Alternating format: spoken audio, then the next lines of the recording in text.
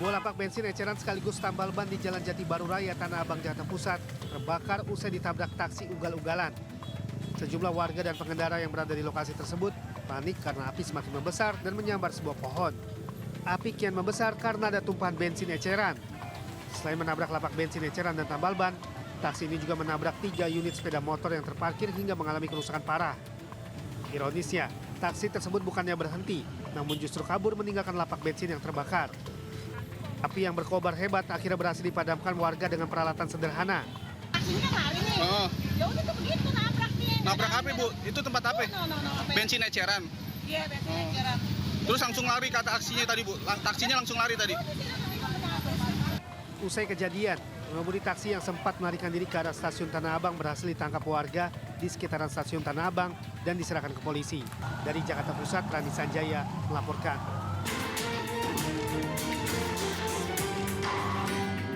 Satuan Reserse Narkoba Polres Metro Jakarta Barat menetapkan aktor Fahri Albar sebagai tersangka kasus dugaan penyalahgunaan narkoba.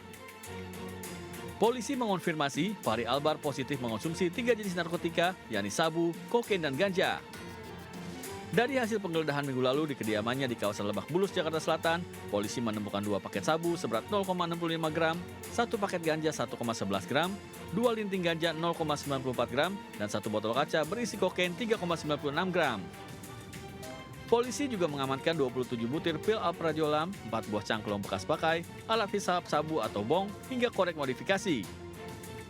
Motif aktor berusia 43 tahun itu mengonsumsi narkoba diketahui untuk menenangkan pikiran dan sedang banyak masalah pekerjaan.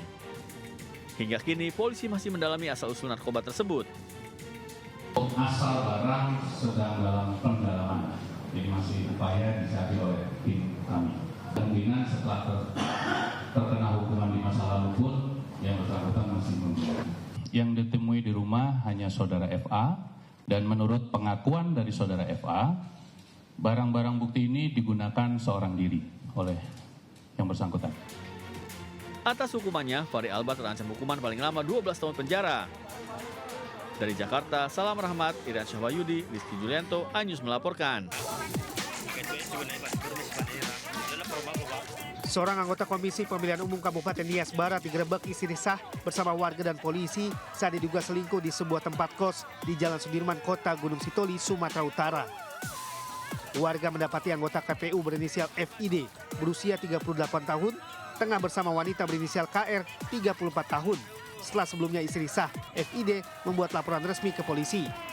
Berdasar penyelidikan, pasangan tidak sah ini mengakui perbuatan zina yang mereka lakukan kepada polisi. Akibat perbuatannya, keduanya ditetapkan sebagai tersangka dan dikenakan pasal tentang perzinahan dengan ancaman 9 bulan penjara.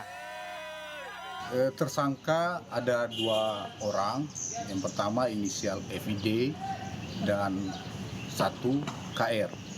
Nah, benar salah satu dari tersangka tersebut sebagai profesi komisioner KPU di Kabupaten Nias Barat. Dari Kepulauan Nias, Sumatera Utara, Iman Jaya Lase melaporkan.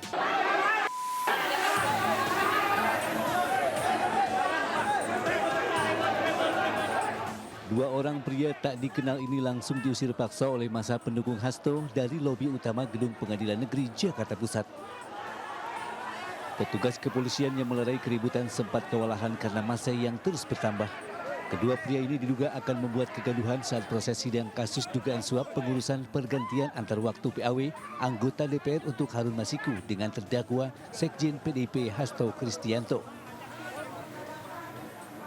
3 orang lainnya yang juga dicurigai mendapat perlakuan yang sama hingga kelima pemuda yang mengenakan baju chef KPK itu berhasil dievakuasi keluar. Tim kuasa hukum Hasto, Roni Talapesi, menduga orang-orang tak dikenal itu merupakan massa bayaran yang sengaja didatangkan untuk membuat kegaduhan saat jalannya persidangan.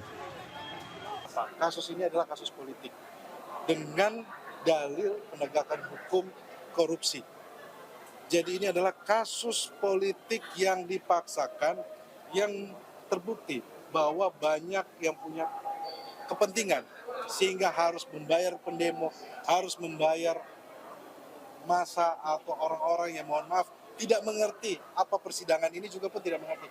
Mereka memakai baju, mencetak baju Yang artinya apa? Bahwa ada yang punya kepentingan terhadap kasus ini.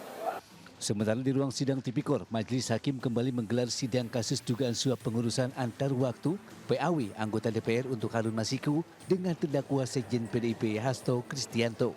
Sidang kali ini masih mengagendakan mendengarkan keterangan saksi. Dari Jakarta Pusat, Ranitsun Sanjaya, iNews melaporkan. Penyidik Jampitsus Kejaksaan Agung menyita 2 buah kapal mewah milik salah satu tersangka kasus dugaan suap dan gratifikasi kasus vonis lepas 3 perusahaan minyak goreng di Pengadilan Tipikor berinisial AR 17 April 2025 lalu. 2 buah kapal mewah tersebut terparkir di dermaga Marin pada Pademangan, Jakarta Utara. Selain kapal, Kejaksaan juga menyita 130 helm bermerek di kawasan Menteng, Jakarta Pusat, serta 12 sepeda mewah dan 1 unit motor Harley Davidson. Sementara itu, dalam penggeledahan di kediaman tersangka Hakim Ali Muhtarom di Jepara, Jawa Tengah, penyidik Kejaksaan Agung mengamankan koper berisi uang pecahan dolar Amerika senilai 5,5 miliar rupiah. Sebelumnya, penyidik Jampidum juga telah melakukan penyitaan mobil-mobil mewah dan menetapkan 8 tersangka dalam kasus vonis lepas minyak goreng. Mereka yang ditetapkan tersangka yaitu 4 orang hakim, 1 panitera, 2 pengacara, dan Social Security Legal Wilmar Group. Dari Jakarta Selatan, Helmi Sanjangbati, iNews melaporkan.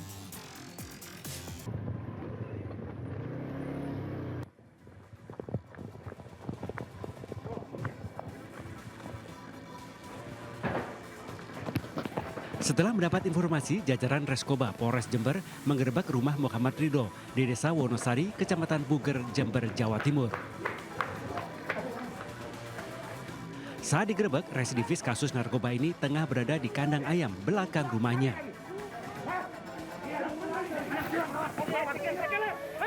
Setelah dilakukan penggeledahan, polisi menemukan paket pengiriman barang dengan tujuan Bali. Saat dibuka, petugas menemukan sabu seberat 11 gram disembunyikan dalam boneka mainan. Kepada polisi, Muhammad Ridho mengaku barang haram ini merupakan pesanan koleganya yang hendak dikirim melalui jasa ekspedisi. Bersama barang bukti, pelaku diamankan ke Mapolres Jember guna penyelidikan lebih lanjut.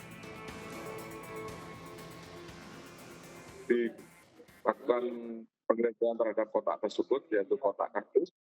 Ternyata di situ ada beberapa macam barang di hadapan keluarganya maupun perangkat desa atau Pak RT yang ada di sana, disaksikan oleh mereka.